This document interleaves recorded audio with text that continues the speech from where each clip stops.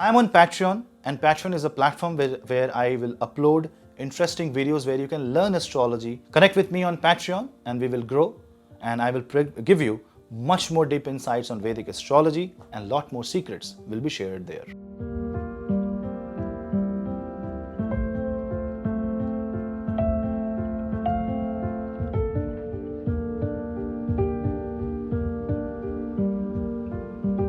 Hello Seekers, welcome to Punneit's Astrology, your one-stop astro channel. Mercury, the planet of communication, which was retrograde, is now going direct. And on 25th of April, Mercury will become direct in the sign of Pisces. Mercury will be direct around 21.5 degree, and at that time, Mercury will be in stationary direct motion, very close to Rahu. But by that time, Venus would have moved to Aries, Venus would have moved closer to the Sun which is exalt. 5 days later, 6 days later, Jupiter will make its move out of Aries zodiac sign. So Mercury, being in the Pisces, will experience Jupiter movement to Taurus. Now, this is a very unique movement. Why? Because Mercury, being in Pisces, is under Jupiterian zodiac. Because Pisces is ruled by Jupiter, and the same Jupiter goes into Taurus. Taurus, whose lord is Venus, sits in one zodiac before.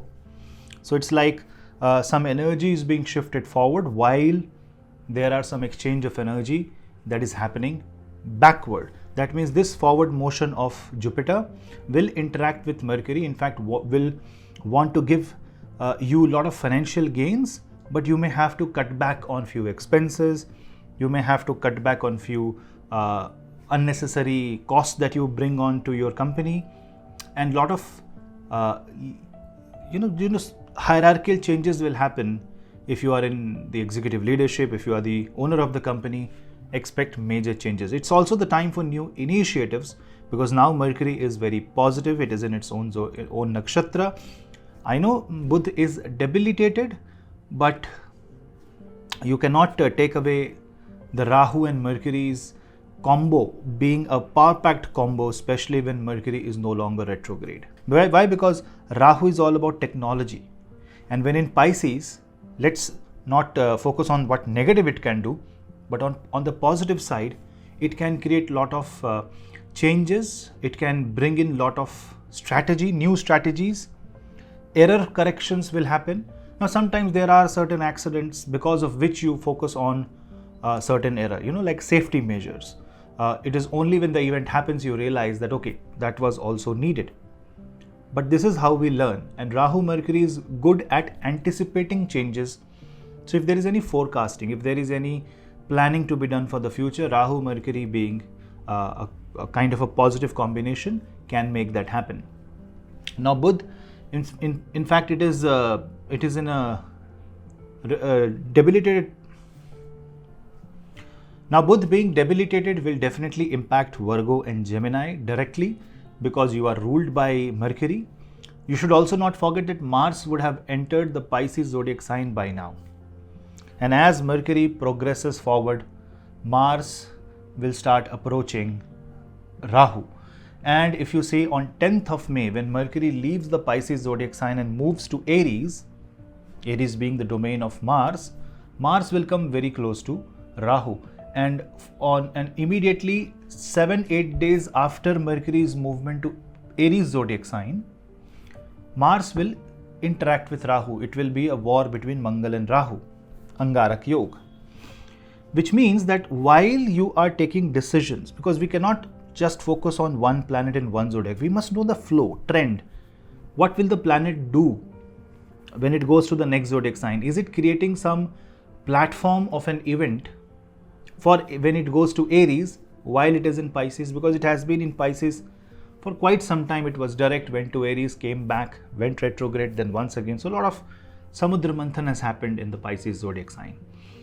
A planet staying in its debilitation zodiac sign for this long can create uncomfortable situations, especially in banking industry, especially in the market where liquidity is difficult to achieve. There are liquid crunch, assets crunch.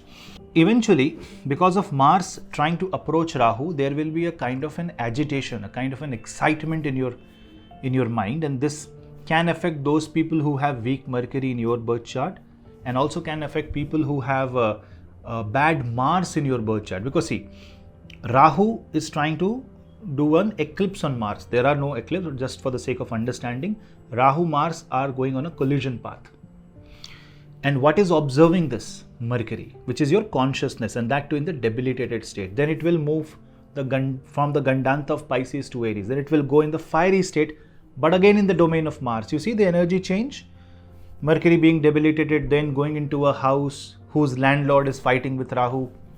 That means there is constant excitement, lot of changes happening, mind being in all places. People who have Moon Rahu conjunction, Moon Ketu conjunction, who are born under Gandanta, in the cusp, or someone who is having a debilitated Mercury in the birth chart, someone who has Mercury in the 6th, 8th and 12th house, you will see that in your life, your consciousness will force you to either accept or reject few realities.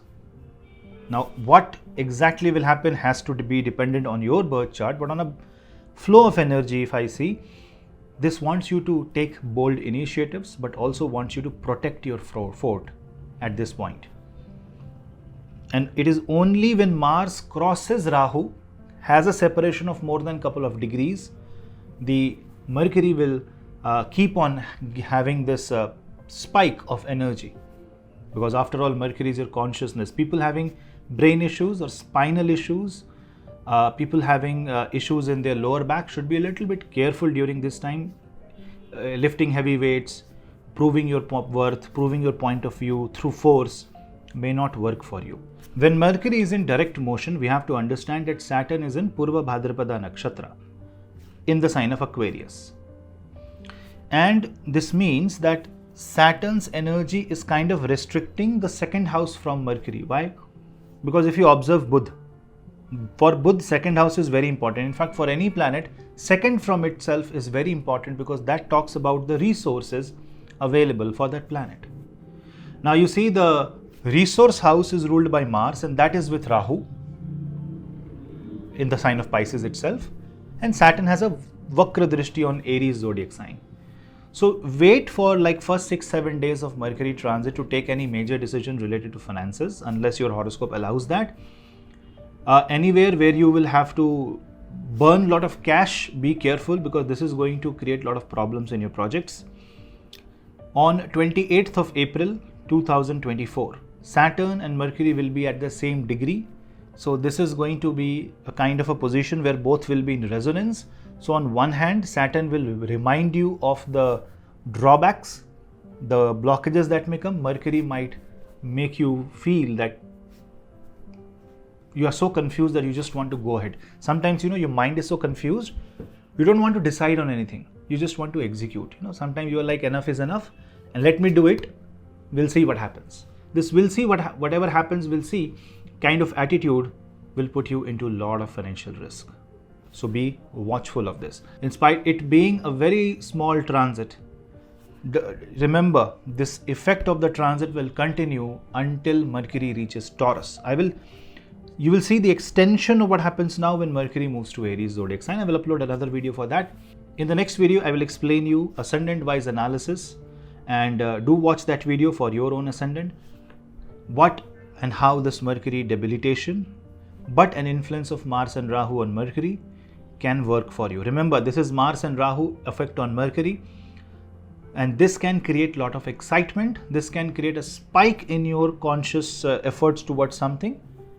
You have to be very careful. You will have to practice restraint so that you are not going into a wrong direction. Now come to the remedies. What should you do? When Mercury is in combination with Mars and Rahu, you should focus on praying to Bhagwan Hanuman by chanting Hanuman Chalisa 3 to 7 times a day, by reading Ramcharitmanas or any scripture will elevate your consciousness and will give you right ideas. And if you want to prove somebody, if you want to show anger, if you have a rage in your heart, if you are frustrated, these spiritual learnings and teachings will remind you the greater purpose, not only the greater purpose of life, but also of the existence of humanity. Another remedy is to chant Vishnu Sahasranam or simply Om Namo Bhagavate Vasudevaya. Do not buy any vehicle that is red in color. Do not focus on unnecessary talks, discussions, debates. Do not fall for debate on social media. Unnecessary exchange of words will only burn your energy and can create a confusion of war. See, when Mars and Rahu is with Mercury and Mercury is moving towards Aries, it's the preparation for an internal war. Maybe because of certain exchange of words now, tomorrow it will be a verbal fight or maybe a legal fight. So the more restraint and the more silence you practice, the better will be your life.